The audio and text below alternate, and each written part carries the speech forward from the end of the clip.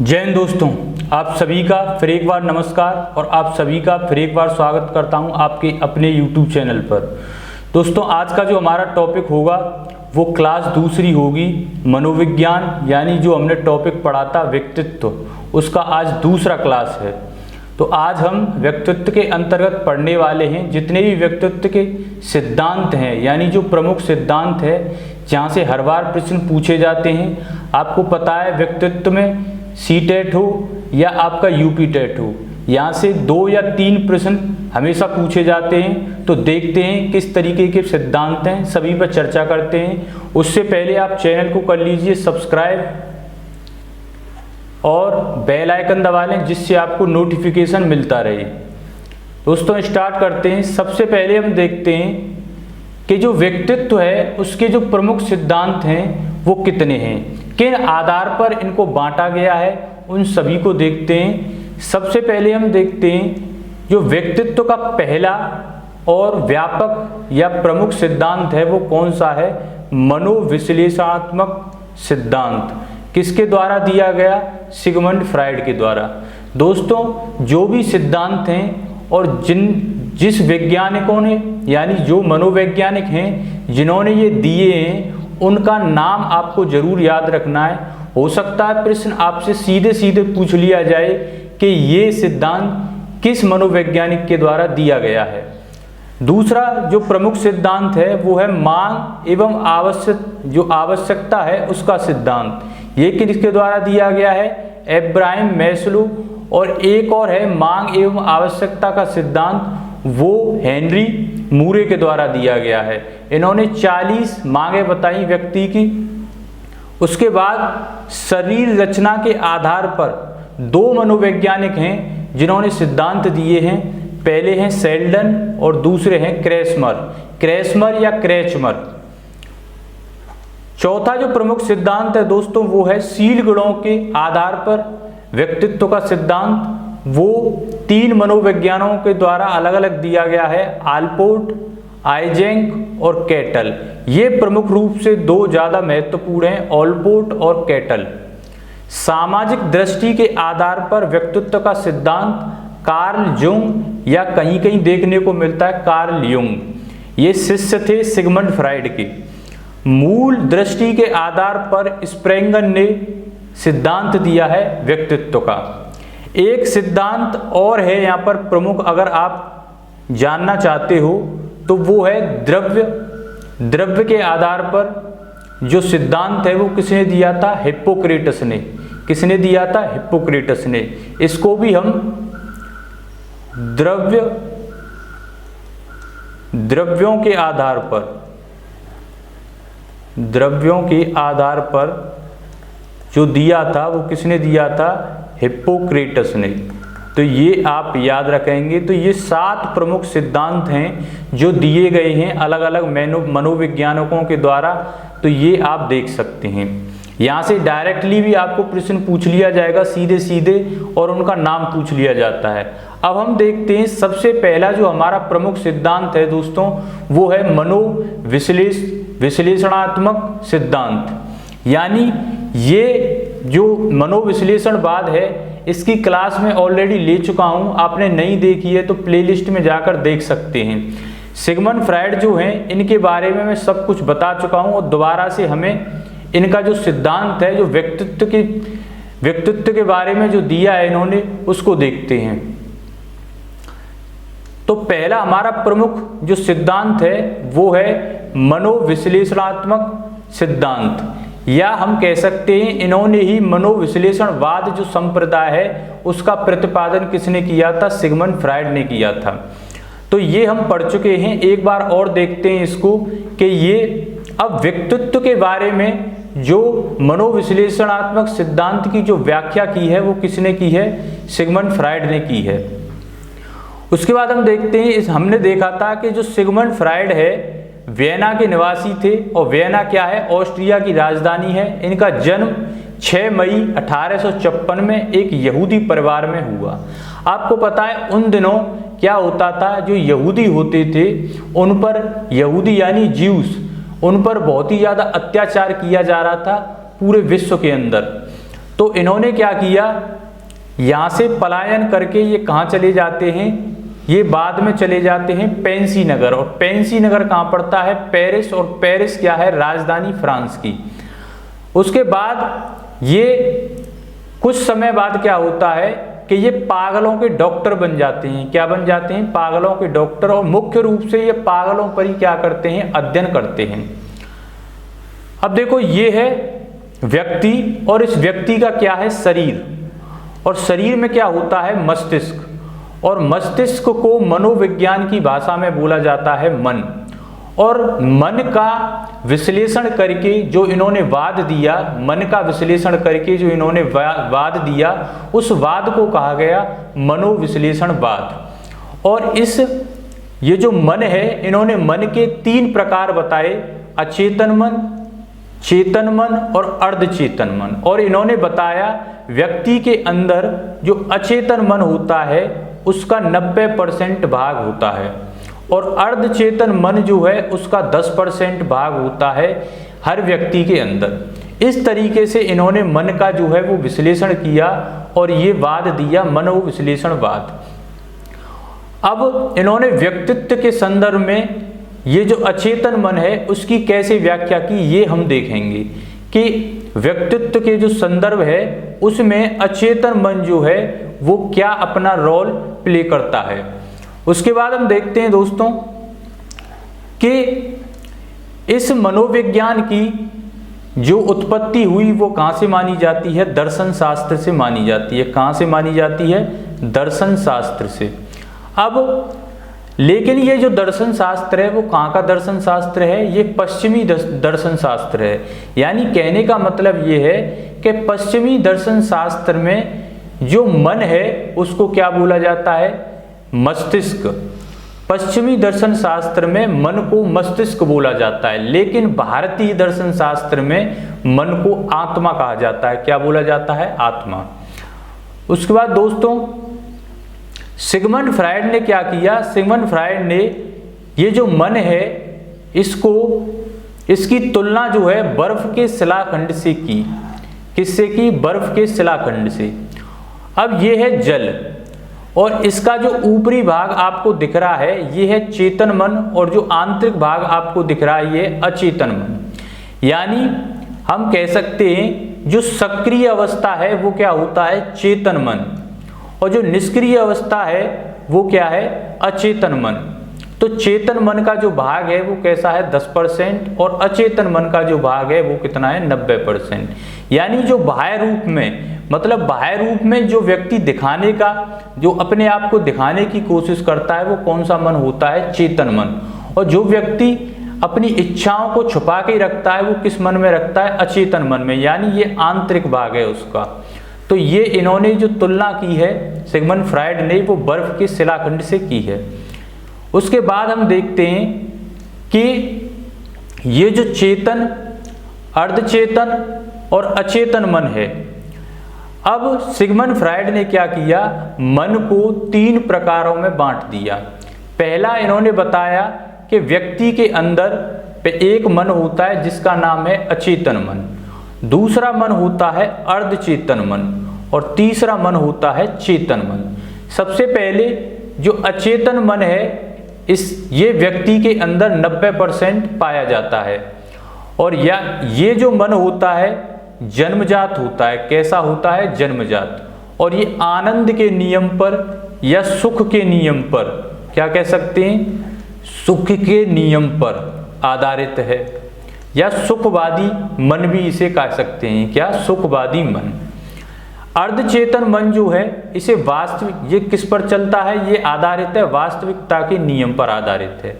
यानी जो भी स्थिति वास्तविक होगी उसको अर्धचेतन मन कहा जाता है। चेतन मन ये नैतिकता के नियम को क्या करता है, फॉलो करता है। यानी जो भी नैतिक बातें हैं उनका संकलन ये करके रखता है। अब व्यक्तित्व में इसका क्या, अब इसका रोल है, ये है इन्होंने बताया व्यक्ति के अंदर 3 मन होते हैं, अचेतन, अर्धचेतन और चेतन। प्रत्येक मन का भाग, प्रत्येक व्यक्ति के मन का भाग ये अचेतन मन है। इन्होंने बताया अचेतन मन जो है वो किससे जुड़ा रहता है? व्यक्तित्व के एक प्रकार से जुड़ा होता है। प्रत्येक मन व्यक्तित्व के एक प्रकार से जुड़ा होता है। जैसे ये अचेतन मन है तो ये किससे जुड़ा हुआ है? व्यक्तित्व की प्रकार यानी इड या इदम से जुड़ा हुआ है। जैसा व्यक्ति का अचेतन मन होगा वैसा ही व्यक्ति का कैसा होगा?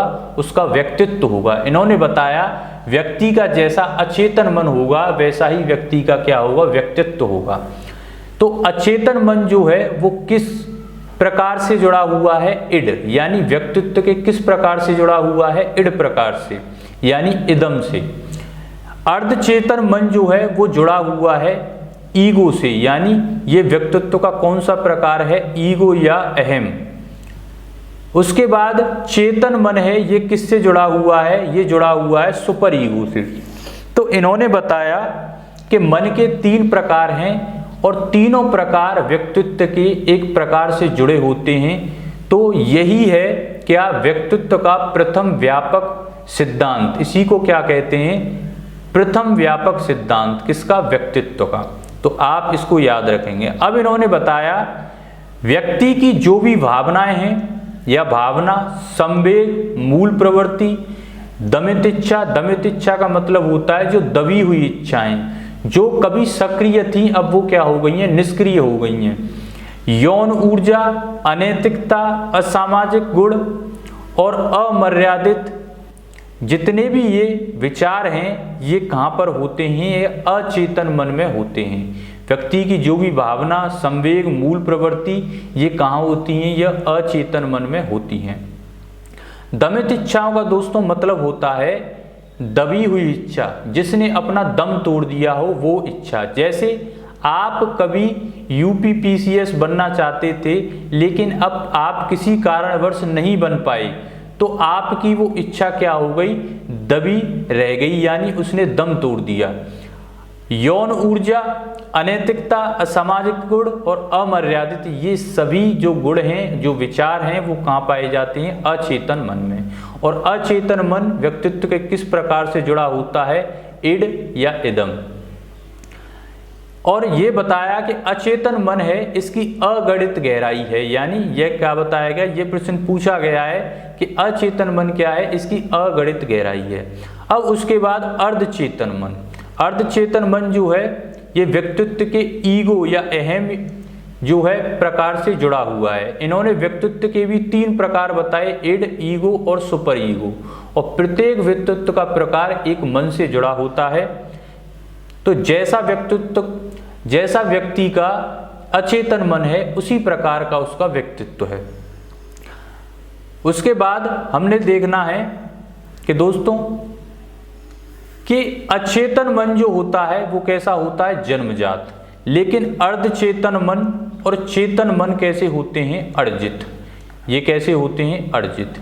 ये बात आपको याद रखनी है। ऐसे ही इडम, ये कैसा होता है? जन्मजात। कैसा होता है? जन्मजात। और ईगो और सुपर ईगो कैसे होते हैं? अर्जित। ये भी आपको याद रखना है। उसके बाद हमें देखना है अचेतन मन में जो पाया जाता है वो क्या होती है? पहली भावना, संवेग और मूल प्रवृत्ति। अब इन तीनों में अंतर क्या है वो हम देखेंगे। भावना, मस्तिष्क में उत्पन्न होने वाला विचार, विचारों का आंतरिक रूप या जिस विचार को अभी प्रकट नहीं किया गया है। जैसे आपने अपने मन में कोई कुछ बात सोची तो वो क्या है? भावना। अभी आपने वो प्रकट नहीं की है किसी के सामने, तो वो क्या कहलाई जाएगी? भावना। उसके बाद होता है संवेग, विचारों का बाह्य प्रकाशन। जैसे ही आपने जो सोचा था वो किसी के सामने प्रकट कर दिया है, अब वो क्या हो गया है? संवेग। और उसके बाद विचारों का क्रियात्मक रूप, यानी हम कह सकते हैं जो विचार आपने सोचा था अपने मन में या अपनी भावनाओं में, वो विचार अब आप उन विचारों पर अब क्या करने लगे हो? व्यवहार करने लगे हो या उस पर क्रिया करने लगे हो, तो वो क्या कहलाया जाएगा? मूल प्रवृत्ति।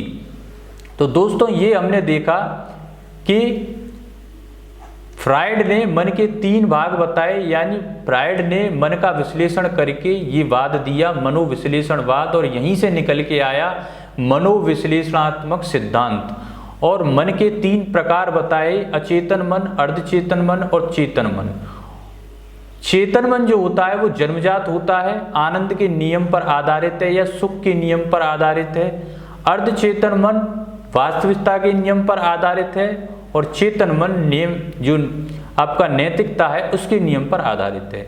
ये जो मनोविश्लेषणवाद संप्रदाय है मैं इसको पढ़ा चुका हूँ, आपने नहीं पढ़ा है तो आप जाकर देख सकते हो प्लेलिस्ट में। उसके बाद सिगमंड फ्रायड ने क्या बताया, जो मूल प्रवृत्ति को यौन ऊर्जा बल देती है उसे कहा गया लिबिडो। यानी जो फ्रायड हैं उन्होंने बताया जो मूल प्रवृत्ति है, व्यक्ति के मूल प्रवृत्ति कहाँ पाई जाती है, व्यक्ति के अचेतन मन में। सिगमंड फ्रायड ने जो सबसे ज्यादा सर्वाधिक जो बल दिया वो किस पे दिया, अचेतन मन पर। उन्होंने बताया कि जैसा व्यक्ति का अचेतन मन होगा उसी प्रकार का व्यक्ति का क्या होगा, आपका व्यक्तित्व होगा। तो इन्होंने बताया जो मूल प्रवृत्ति को यानी यौन ऊर्जा, इन्होंने बताया जो मूल प्रवृत्ति का जो केंद्र है वो क्या है, यौन ऊर्जा। और उससे फ्रायड ने क्या बोला, उससे फ्रायड ने बोला लिबिडो। क्या बोला, लिबिडो। तो उसके बाद इन्होंने लिबिडो की 5 मनोलैंगिक अवस्थाएं बताई। किसने, फ्रायड ने 5 मनोलैंगिक अवस्थाएं बताई। पहली अवस्था मुखावस्था, दूसरी अवस्था गुदावस्था, तीसरी अवस्था शेषवावस्था और चौथी है जो अव्यक्तता अवस्था और 5वीं जननेंद्रिय अवस्था।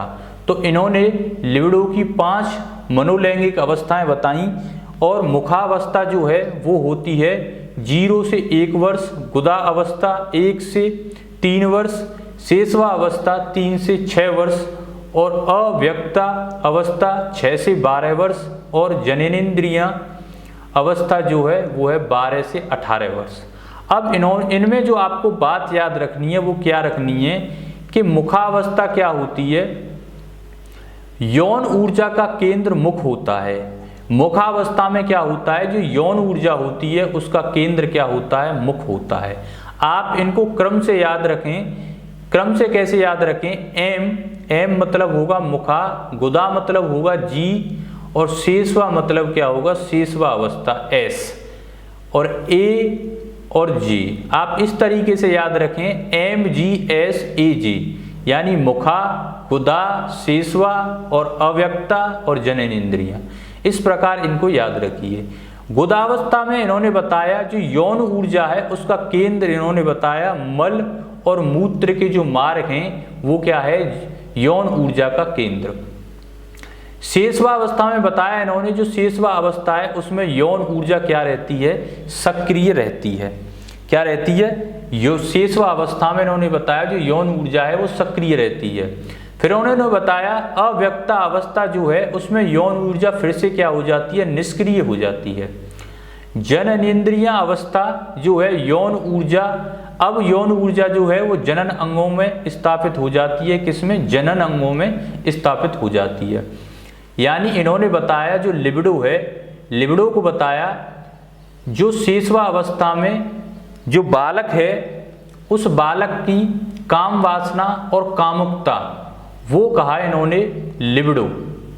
तो इन्होंने 5 मनोलैंगिक अवस्थाओं के बारे में बताया और क्रम से आपको ये याद रखना है।